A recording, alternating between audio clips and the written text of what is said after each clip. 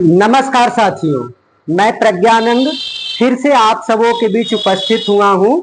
एक चैप्टर जो हम लोग पढ़ रहे थे मंगलम, उसी में हम आगे की ओर बढ़ते हैं और ये तीसरा श्लोक है सत्यमेव जयते नानृतम। इस श्लोक में प्यारे बच्चों सत्य की महिमा का वर्णन किया गया है। किसकी महिमा की गई है? तो सत्य की महिमा क्या है? अगर इस जीवन में अगर हम सत्य बोलेंगे, झूठ का सहारा न लेंगे, तो हमें जीवन में क्या क्या लाभ प्राप्त होगा, है ना, उसके बारे में हम इस श्लोक के माध्यम से पढ़ेंगे। आइए श्लोक पढ़ने का प्रयास करते हैं। श्लोक है, देखिए, ध्यान से देखिएगा आप लोग, ठीक है। लिखा हुआ है कि सत्यमेव जयते नानृतम। सत्यमेव जयते नानृतम। क्या लिखा हुआ है? सत्यमेव जयते नानृतम। नानृतम है ना। क्या पढ़ेंगे इसको? नानृतम पढ़ेंगे। आगे क्या पढ़ेंगे कि सत्येन पंथा विततो देवयानः। सत्येन पंथा विततो देवयानः। फिर से पढ़ते हैं हम लोग कि सत्यमेव जयते नानृतम। सत्येन पंथा विततो देवयानः। सत्यमेव जयते नानृतम। सत्येन पंथा विततो देवयानः। मेरे साथ आप मन में इसको पढ़ते रहिए। आप जितना घर पर इसको पढ़ने का प्रयास करिएगा, दिन प्रतिदिन आप उतना ही बेहतर होते जाइएगा। फिर से पढ़िए हम लोग कि सत्यमेव जयते नानृतम। सत्येन पंथा विततो देवयानः। सत्यमेव जयते नानृतम। सत्येन पंथा विततो देवयानः। सत्यमेव जयते नानृतम। सत्येन पंथा विततो देवयानः। ठीक, ये पहली वाक्य, पहली जो पंक्ति थी, आप उसे पढ़ने के लिए सीख गए होंगे, मैं ऐसा उम्मीद कर सकता हूँ, है ना। अब उसकी नीचे वाली पंक्ति पढ़ने का प्रयास करते हैं। देखिए लिखा हुआ है कि ये ना क्रमंत्य ऋषयो। क्या पढ़ेंगे कि ये ना क्रमंत्य ऋषयो। ध्यान से सुनिएगा, हम क्या पढ़ रहे हैं, हम शब्दों को किस प्रकार पढ़ रहे हैं, आप उसे ध्यान से गौर से सुनिए एकदम। केवल मैं विश्वास दिलाता हूं कि आपके मन मस्तिष्क में यह श्लोक जाकर के पहुंचा दूंगा कि ये ना क्रमंत्य ऋषयो ह्याप्त कामा। क्या पढ़ेंगे?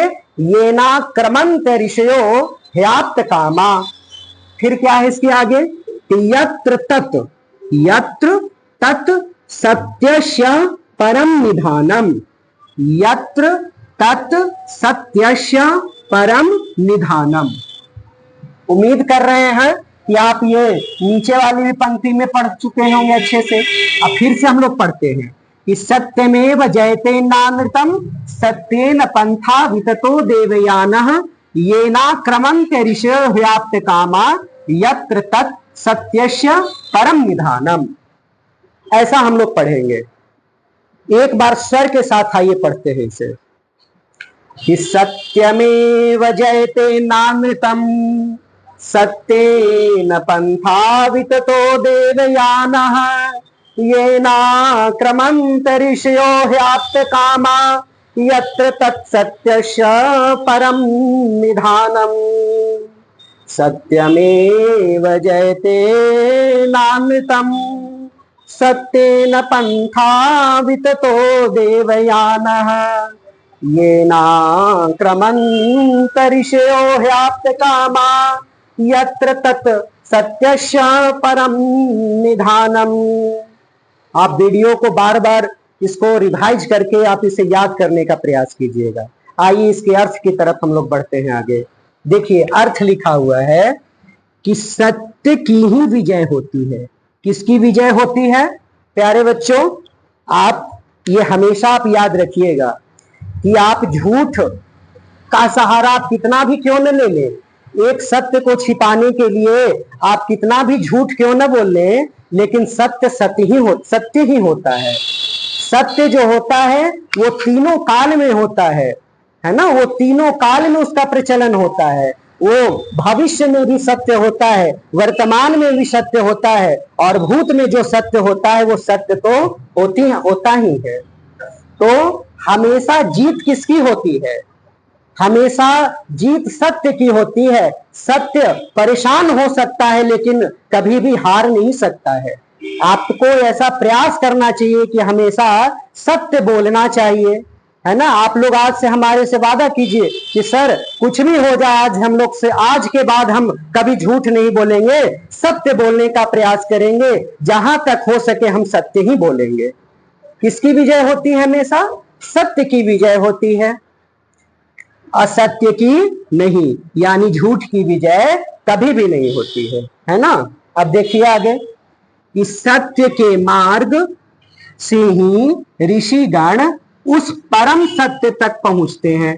किसके मार्ग से ऋषिगण उस परम सत्य तक पहुंचते हैं? उस परम सत्य कौन? यानी ईश्वर ही परम सत्य है। सत्य कौन? ईश्वर। सत्य कौन है प्यारे बच्चों? तो ईश्वर ही वह सत्य है जिस पर हम लोग चलने का प्रयास करते हैं। वही बात यहां बताया गया कि सत्य के मार्ग से ही ऋषिगण उस परम सत्य तक पहुंचते हैं, यानी सत्य ही एक रास्ता है, सत्य ही एक मार्ग है जिसके माध्यम से हम ईश्वर तक पहुंचते हैं।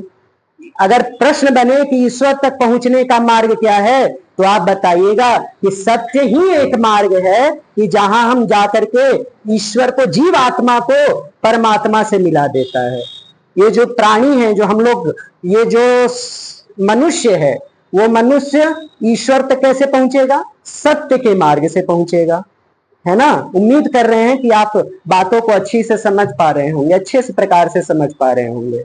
हम एक चीज को बार बार रिपीट कर रहे हैं, इसलिए रिपीट कर रहे हैं कि ताकि वो मन मस्तिष्क में जाकर के बैठ जाए, है ना।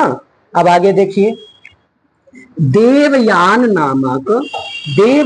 नामक मार्ग सत्य से ही प्रशस्त होता है।